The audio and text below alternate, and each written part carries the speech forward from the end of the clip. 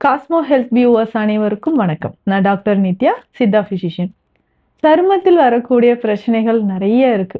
அதுலயும் முக்கியமா இந்த பிரச்சனை தான் நிறைய பேருக்கு இருக்கும். ஸோ நம்ம ஒருத்தர் பார்க்கும்போது ஓகேங்க, நார்மலா இருக்கிற மாதிரி இருக்கும். ஆனா, இந்த பிரச்சனை பார்த்தோம்னா, பொதுவாக நம்ம உடல்ல நிறைய பேருக்கு கருப்பு கருப்பா அங்கங்க இருக்கிற மாதிரி இருக்கும். அதிகமான அரிப்பு இருக்கும். ஸோ இது எக்ஸிமா அப்படின்னு சொல்லக்கூடிய கரப்பான் பிரச்சனை. இந்த கரப்பான் நோய் அப்படின்னு சொல்லக்கூடியது என்னன்னா, நம்ம உடல்ல சருமத்தில ஏற்படக்கூடிய ஒரு பிரச்சனை. ஸோ இந்த கரப்பான் அப்படின்னு சொல்ற இந்த ஸ்கின் ப்ராப்ளம் எக்ஸிமா அப்படின்னு சொல்றோம். ஸோ இதுல 2 வகையாக நம்ம சொல்லலாம் சருமத்தில. ஸோ இது try eczema and wet eczema அப்படின்னு சொல்லுவோம். ஒரு சிலருக்கு நம்ம சருமம் அதிகமான வறட்சித்தன்மை, ட்ரை ஸ்கின் அதிகமா இருக்க இருக்க என்ன ஆகும்னா, இந்த எக்ஸிமா அப்படின்ற ஒரு கண்டிஷன் ஏற்படுது. அதே மாதிரி வெட் எக்ஸிமான்னு சொல்ற கண்டிஷன் என்னன்னா, இதுல இருந்து அந்த எக்ஸிமா அப்படின்னு சொல்லக்கூடிய பாதிக்கப்பட்ட சருமத்துல இருந்து கொஞ்சம் கொஞ்சமாக ஃப்ளூயிட் நமக்கு வர மாதிரி இருக்கும். தண்ணீர் வடியிற மாதிரி இருக்கும். இதுலயே ஒரு சிலருக்கு என்னன்னா, ரொம்ப வெடிப்புகள் ஏற்பட்டு மைல்டா ஒரு சிலருக்கு ரத்தம் கசியிற மாதிரி இருக்கும். இந்த இடத்துல பார்த்தோம்னா, தாங்க முடியாத ஒரு வலி, பெயின் ரொம்ப அதிகமா இருக்கும். ரத்த கசிவு இருந்துகிட்டே இருக்கும். நெறைய பேருக்கு ரத்த கசிவு இருக்கும். பெயின் அதிகமா இருக்கிறதையும் நம்ம பார்க்குறோம். இப்ப இந்த மாதிரி கரப்பான் பிரச்சனைகள் இருக்கு அப்படின்னா, இத எப்படி நம்ம சரி செய்யலாம்? பொதுவாக இந்த கரப்பான் அப்படின்னு சொல்றது, நம்ம உடல்ல இந்த மூட்டுக்கள் இருக்கு இல்லைங்களா? ஸோ எல்போல கை, முழங்கை பகுதிகள்லயோ, முழங்கால் பகுதியிலயோ பெரும்பாலும் கால் மூட்டு இருக்கு இல்லையா? நீ ஜாயிண்ட்க்கு கீழ தான் நெறைய பேருக்கு இந்த எக்ஸிமா பிரச்சனை இருக்கும். முக்கியமா அந்த ஆங்கிள் ஜாயிண்ட் அப்படின்னு சொல்லுவோம். ஸோ அந்த இடத்துல கால் பாதத்துக்கு மேல நெறைய பேருக்கு இந்த பிரச்சனை இருந்துகிட்டே இருக்கும். ஸோ லைட்டா நமக்கு கருமை நிறத்துல ஏற்படும். அதிகமான அரிப்பு இருக்கும். ஸோ ஸ்டார்ட்டிங் ஸ்டேஜ்ல கருமை நிறத்துல இருந்து அதிகமான அரிப்பு ஏற்பட்டு, கை வச்சு நம்ம சொரிஞ்சுக்கிட்டே இருக்கிற மாரி ஒரு நிலை இருக்கும். சொரிஞ்சுக்கிட்டே இருப்பாங்க. இருக்க இருக்க இது ஸ்ப்ரெட் ஆகிட்டே, அதாவது பரவிக்கிட்டே வரும். அந்த இடத்துல இருக்கக்கூடிய ஸ்கின் ரொம்ப ரொம்ப ரஃப்பா இருக்கிற மாரி இருக்கும். ரொம்ப சருமத்த தொட்டு பார்க்கும்போதே ரொம்ப வறண்ட தன்மையோட இருக்கிறது, ரஃப்பா இருக்கிற மாதிரி, கருமை நிறத்துல தொட்டு பார்க்கும்போதே ஒரு மாரி சொர சொரப்பா இருக்கிற மாதிரி இருக்கும். ஸோ இரவு நேரத்துல அதிகமான இச்சிங் இதுல ஏற்பட வாய்ப்புகள் இருக்கு. இதுல இருந்து வடியக்கூடிய ஒரு சிலருக்கு அந்த ஃப்ளூயிட் வருது இல்லைங்களா? தண்ணீர் மாதிரி வடியக்கூடியது. அந்த திரவம் உடல்ல வேற எங்கெல்லாம் நமக்கு ஸ்ப்ரெட் ஆகுதோ, படக்கூடிய இடத்துலயும் திரும்பவும் இது அரிப்பு அதிகமா இருக்கும். ஸோ நாளடைவுல இது உடல் முழுவதும் பரவுவதற்கோ, முதுகு பகுதியில, தொடை பகுதியில ஏற்படுறதுக்கும் வாய்ப்புகள் இருக்கு.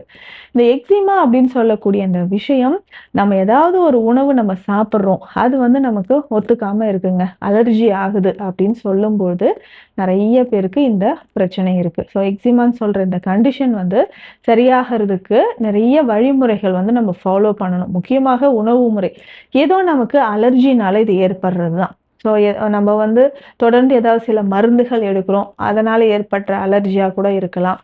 இல்ல நம்ம உடல்ல நாளடைவில் நம்ம ஃபாலோ பண்ணக்கூடிய, நம்ம உடல்ல ஏதாவது ஒரு கெமிக்கல் ரியாக்ஷன் நடக்கும்போதோ, இல்ல மேல ஏதாவது நம்ம கெமிக்கல்ஸ் நம்ம யூஸ் பண்ற பெர்ஃப்யூம்ஸ், காஸ்மெட்டிக்ஸ் இது எதுவுமே நமக்கு ஒத்துக்காம இருக்கும்போதோ, அலர்ஜி ஏற்பட்டு சில வகையான உணவுகள் சிலர் கரெக்ட்டா சொல்லுவாங்க. சீ ஃபுட்ஸ் சாப்பிட்டா எனக்கு இதெல்லாம் வருதுங்க. நண்டு சாப்பிட்டேன், இறால் சாப்பிட்டேன். இந்த மாரி அரிப்பு அதிகமா ஆயிடுச்சு அப்படின்னு சொல்லுவாங்க. ஸோ இந்த மாரி சீ ஃபுட் சாப்பிடும்போதோ, சில வகையான வெஜிடபிள்ஸ், ஸோ காய்கறிகள நம்ம சாப்பிடும்போதோ, உடல்ல நமக்கு அதிகமான அரிப்பு ஏற்படுறதுக்கு வாய்ப்புகள் இருக்கு. ஸோ இத தொடர்ந்து நம்ம எந்த மாதிரியான உணவுகள் எடுத்தா நமக்கு அரிப்பு வருது அப்படின்றத தெரிஞ்சுக்கணும். ஸோ அதற்கு ஏற்ற மாதிரி நம்ம அந்த உணவுகள் எல்லாமே நம்ம தவிர்த்துட்டு, அவாய்ட் பண்ணிட்டு, சில வகையான உணவுகள் பேசிக்கா இருக்கக்கூடிய மருந்து வகைகள நம்ம ஃபாலோ பண்ணணும். இதற்கு உடல்ல வறட்சித்தன்மை இல்லாத மாதிரியான மூலிகைகள நம்ம பயன்படுத்தும்போது நெறைய பலன் நமக்கு கிடைக்குது. பேசிக்கா இதுக்கு கற்றாழை பயன்படுது. இந்த கற்றாழை அப்படின்னு சொல்லக்கூடிய இந்த விஷயம் என்னன்னா, இந்த கற்றாழை நல்லா வாஷ் பண்ணிட்டு, அந்த ஜெல் மட்டும் எடுத்து, அதிகமா அரிப்பு இருக்கக்கூடிய இடத்துல கொஞ்சமா கஸ்தூரி மஞ்சள் கலந்து, இந்த எக்ஸிமா இருக்கக்கூடிய இடத்துல நம்ம அப்ளை பண்ணிக்கிட்டே வரலாம். ஸோ தொடர்ந்து இந்த கற்றாழை, கஸ்தூரி மஞ்சள் கலந்து நம்ம எக்ஸிமா இருக்கக்கூடிய இடத்துல அப்ளை பண்ணிக்கிட்டே வரும்போது, கொஞ்சம் கொஞ்சமாக நமக்கு தடிப்புகள் மறைய ஆரம்பிக்கும். ஸோ இத தொடர்ந்து பார்த்தோம்னா, தினம்தோறும் நம்ம சாப்பிடக்கூடிய உணவுல புளி சேர்த்து சாப்பிடுறத தவிர்க்கணும். ஸோ புளிப்பா இருக்கக்கூடிய எந்த உணவா இருந்தாலும் நம்ம தவிர்க்கணும். அதிகமான உப்பு சேர்த்து சாப்பிடுவது, உப்பு சார்ந்த உணவுகள். ஸோ இந்த கருவாடு சாப்பிடுறது, அதுக்கப்புறம் பார்த்தோன்னா ஊறுகாய் வகைகள், உப்பு சேர்த்து ப்ரிசர்வேட்டிவ் அதாவது பதப்படுத்தப்பட்ட உணவுகள சாப்பிடுறது, புளிப்பான பழங்கள், காய்கறிகள் ஏதாவது நம்ம சாப்பிட்டாலும் உடல்ல அரிப்புகள் நிச்சயமாக அதிகமாகும். அந்த மாரி அதிகமான புளிப்பு இருக்கக்கூடிய உணவுகளையும் நம்ம தவிர்த்தே ஆகணும். அதுக்கப்புறம் ஒரு சிலர் சொல்லுவாங்க, "எனக்கு வந்து கேழ்வரகு சாப்பிட்டா அரிக்குது, வேர்க்கடலை சாப்பிட்டா அரிக்குது" அப்படின்னு. சோளம் இது எல்லாமே என்னன்னா கரப்பான் பதார்த்தம் அப்படின்னு சித்த மருத்துவத்துல சொல்லுவோம். ஸோ இது எல்லாமே நம்ம தவிர்க்கணும். அப்போ என்ன உணவு தான் நான் சாப்பிடணும் அப்படின்னு கேட்டீங்கன்னா, ஸோ இது எல்லாமே தவிர்த்துட்டு மீதி இருக்கக்கூடிய உணவுகள நம்ம சாப்பிடலாம். ஸோ காய்கறி வகைகள் எல்லாமே சாப்பிடலாம். இதுல ஒரு சிலருக்கு கத்திரிக்காயோ, இல்ல முள்ளங்கி, இந்த மாதிரி பாகற்காய் இது சாப்பிடும்போது அரிப்பு இருக்குன்னா, அத நம்ம வந்து அவாய்ட் பண்ணிடணும். இது பேசிக்கா சித்த மருந்துகள் எடுக்கும்போது, இந்த அலர்ஜி அப்படின்ற கண்டிஷன் கொஞ்சம் கொஞ்சமாக நார்மல் ஆகும். அதுக்கப்புறம் சில உணவுகள நம்ம சேர்த்து சாப்பிட்டுக்கலாம். இதுல முக்கியமாக வந்து பார்த்தோம்னா, திப்பிலி கற்பம் அப்படின்ற ஒரு மருந்து இருக்கு. ஸோ இத பயன்படுத்தும்போது சருமத்தில் இருக்கக்கூடிய பல வகையான பிரச்சனைகள் நமக்கு குணமாக ஆரம்பிக்கும். இது பேசிக்கா வந்து பார்த்தோம்னா, இந்த திப்பிலி அப்படின்னு சொல்லக்கூடிய மூலிகை நல்ல காரமா இருக்கக்கூடிய ஒரு மூலிகை. கபம் சார்ந்த பிரச்சனைகளுக்கு நிறையவே நம்ம சித்த மருத்துவத்துல பயன்படுத்துறோம். இந்த திப்பிலிய வந்து எடுத்துட்டு இந்த பொடியாக்கி நல்ல ஃபைன் பவுடரா நம்ம வந்து பொடி பண்ணி எடுத்துக்கணும். ஸோ இந்த திப்பிலிய நல்லா பொடியாக்கிட்டு இதுல வந்து வல்லாரை சாறு விட்டு நம்ம வெயில்ல உலர்த்தி எடுத்துக்கணும்.